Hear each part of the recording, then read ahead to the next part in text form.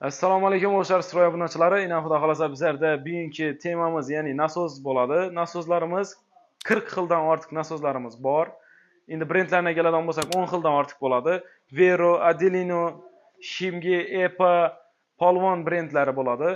Endi hammamiz bilgan Shimge brendiga keladigan bo'lsak, Shimgening ham ikki xili bor. Originali bo'ladi. Shimgening originali bu yerda, Shimgenda yana bu yerda. Farqina keladigan bo'lsak, birisi mis admotka bo'ladi. Endi keyingisi alyumin bo'lishi kerak admotkasi. Narxlarga keladigan bo'lsak, birisi 800 ming so'm, Shimgeni originalini aksiya bahoda 920 ming so'mdan qilib beramiz. Originalini.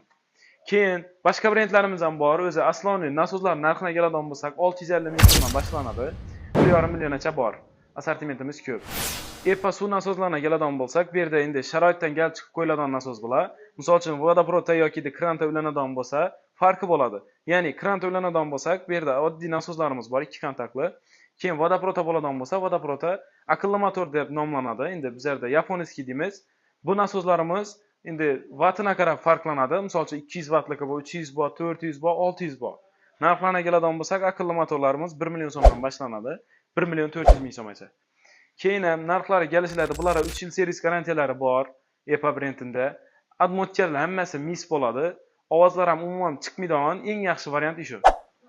Polvon brendimizga keladigan bo'lsak, Polvon brendimizda, ya'ni budjetli variant bo'ladi bu. 650 ming so'mdan boshlab 1 million 300 ming so'mgacha bor nasozlar.